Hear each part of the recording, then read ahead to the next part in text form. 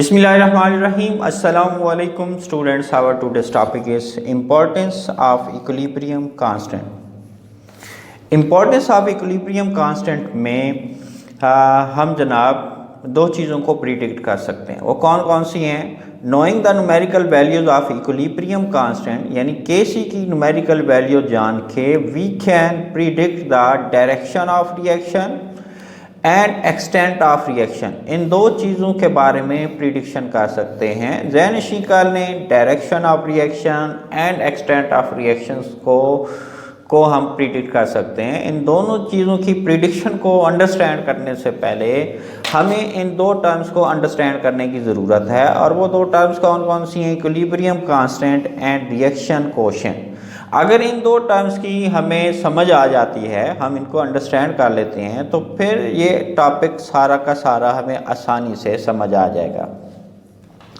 Equilibrium constant और reaction coefficient में क्या डिफरेंस है जनाब? एक रिवर्सिबल रिएक्शन कंसीडर करते हैं जिसमें रिएक्टेंट्स कैपिटल A और कैपिटल B आपस में रिएक्ट करते हैं और प्रोडक्ट कैपिटल C और कैपिटल D बनाते हैं। इसमें जो स्मॉल a, b और c, d लिखे हुए हैं ये स्टाइकोमेट्रिक जो हैं कोफिशिएंट हैं, या आप कह लें ये नंबर ऑफ मोल्स हैं इन रिएक्टेंट्स और प्रोडक्ट्स के नंबर ऑफ मोल्स, रिएक्टेंट्स और प्रोडक्ट्स के नंबर ऑफ मोल्स हैं जनाब। इक्विलिब्रियम कांस्टेंट का जब हम एक्सप्रेशन लिखते हैं तो वो हम कैसे लिखते हैं? एक्सप्रेशन लिखने का क्या तरीका है? प्रोडक्ट्स की मोलर कंसंट्रेशन को रिएक्टेंट्स की मोलर कंसंट्रेशन से क्या करते हैं? डिवाइड कर देते हैं। इसमें प्रोडक्ट्स ये हैं C और D, इनकी मोलर कंसंट्रेशन को डिवाइड कर दिया। ये रिएक्टेंट्स हैं, रिएक्टेंट्स की मोलर कंसंट्रेशन से इनके जो कोफिशिएंट हैं वो इन मोलर कंसंट्रेशन का क्या बन जाते हैं? एक्सपोनेंट बन जाते हैं। QC के लिए जब हम एक्सप्रेशन लिखेंगे तरीका वही सेम है। प्रोडक्ट्स की मोलर कंसंट्रेशन को रिएक्टेंट्स की मोलर कंसंट्रेशन से हम क्या कर देंगे? डिवाइड कर देंगे। दोनों का एक्सप्रेशन सेम है, तो फिर डिफरेंस क्या है? डिफरेंस ये है कि यहाँ पे जो हमने प्रोडक्ट्स और रिएक्टेंट्स की मोलर कंसंट्रेशन की जो वैल्यूज़ इंसर्ट करनी हैं, ये कौन सी वैल्यूज़ होंगी कंसंट्रेशन की? ये वही वैल्यू होंगी जब इक्विलिब्रियम इस्टेब्लिश हो चुका होगा। इक्विलिब्रियम कब इस्टेब्लिश हो चुका होता है? जब rate of forward reaction rate of reverse reaction के इक्वल हो जाता है। रिवर्सिबल रिएक्शन के अंदर फॉरवर्ड रिएक्शन का रेट रिवर्स रिएक्शन के रेट के फॉरवर्ड रिएक्शन का रेट रिवर्स रिएक्शन के रेट के इक्वल हो जाता है और इक्विलिब्रियम जो है वो इस्टेब्लिश हो जाता है। जब इक्विलिब्रियम इस्टेब्लिश हो चुका होता है फिर प्रोडक्ट्स की कंसंट्रेशन और रिएक्टेंट्स की कंसंट्रेशन की वैल्यूज़ जो हम मेजर करते हैं, जब वो इंसर्ट करेंगे तो फिर इन दोनों की कंसंट्रेशन के दरमियान जो रेशो है उसको हम इक्विलिब्रियम कांस्टेंट का नाम देते हैं और उसको QC से रिप्रेजेंट करते हैं। QC क्या है जनाब? ये भी तो प्रोडक्ट्स और रिएक्टेंट्स की मोलर कंसंट्रेशन के दरमियान रेशो है। फ़र्क ये है ये इक्विलिब्रियम स्टेट पर प्रोडक्ट्स और रिएक्टेंट्स की मोलर कंसंट्रेशन के दरमियान रेशो है। ये इक्विलिब्रियम की हालत से पहले, before equilibrium state at any time t, किसी भी वक्त t पर, किसी भी लम्हे इक्विलिब्रियम की हालत से पहले किसी भी वक्त में किसी भी टाइम पर जो प्रोडक्ट्स और रिएक्टेंट्स के दरमियान मोलर कंसंट्रेशन की जो रेशो है उसको हम क्या कह रहे हैं? QC कह रहे हैं। अगर प्रॉपर्ली इसको डिफाइन करना चाहें तो ये क्या है? It is the ratio of product of molar concentration of product raise to the power of coefficient to the product of molar concentration of reactant raise to the power of coefficient as express in the balance chemical equation. Same इसी तरह से इसको define कर सकते हैं, लेकिन ये कौन सी कंसंट्रेशन है? एट इक्विलिब्रियम स्टेट है। ये कौन सी कंसंट्रेशन है प्रोडक्ट्स और रिएक्टेंट्स की? ये किसी भी टाइम t पर हैं। ये जो कंसंट्रेशन के सिंबल के साथ t लिखा हुआ है, the subscript t with concentration symbols means that concentrations are measured at some time t, not necessarily at equilibrium state। Equilibrium state से पहले किसी भी लम्हे t पर, किसी भी वक्त t पर प्रोडक्ट्स की मोलर कंसंट्रेशन और रिएक्टेंट्स की मोलर कंसंट्रेशन के दरमियान जो रेशो है उसको हम QC कह रहे हैं, उसको हम रिएक्शन कोएफिशिएंट कह रहे हैं। उम्मीद है कि आपको ये दोनों टर्म्स समझ आ गई होंगी। अब अगर आपको ये दो टर्म्स समझ आ गई हैं तो by the comparison of Q C and K C value हम डायरेक्शन ऑफ रिएक्शन को क्या कर सकते हैं, डिटरमिन कर सकते हैं। तो सबसे पहला पॉइंट जो हम डिस्कस करने वाले हैं वो है जनाब direction of reaction. Reaction coefficient Q C is useful. कैसे यूजफुल है? Because it predicts the direction of reaction by comparing the values of K C and Q C. के सी और क्यू सी की वैल्यूज़ का comparison करके हम direction of reaction को determine कर सकते हैं। We can make the following generalization. वो जनरलाइजेशन क्या है? 3 पॉसिबिलिटीज़ हैं। When Q C is smaller than K C and when Q C is greater than K C, when Q C is equal to K सी।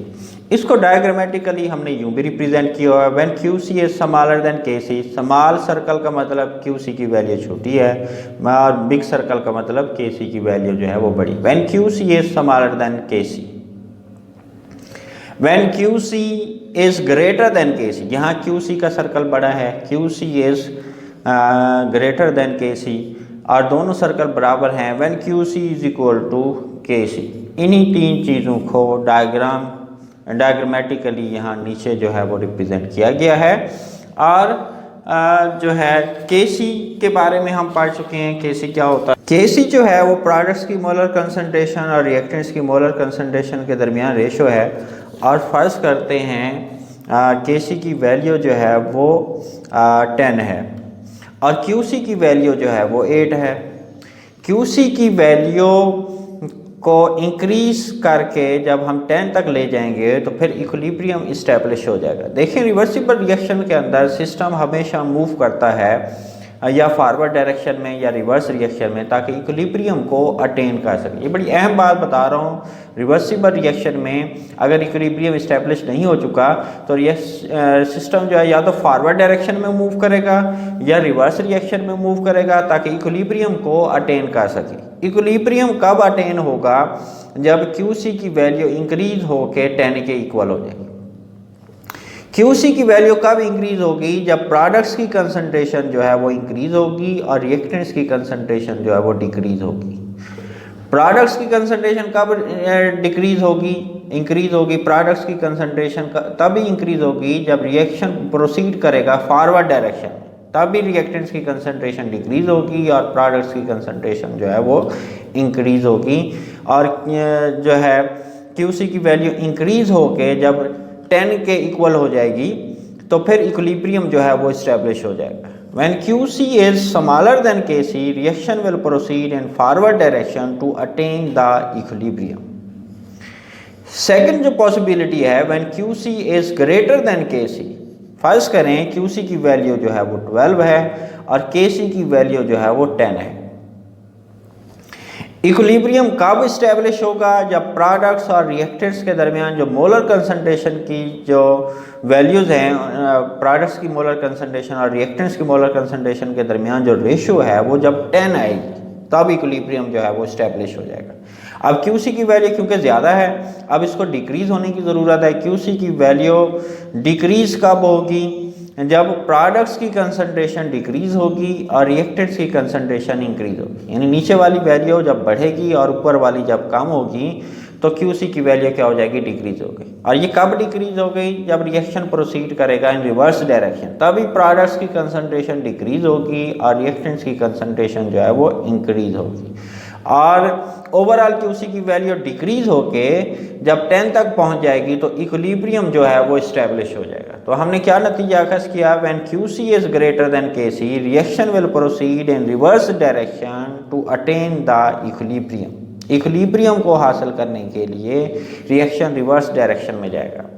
जब QC की value केसी के equal है, फर्ज करें केसी की वैल्यू भी 10 है, क्यूसी की वैल्यू भी 10 है, इसका मतलब रिएक्शन जो है वो पहले से ही इक्विलिब्रियम की हालत में है।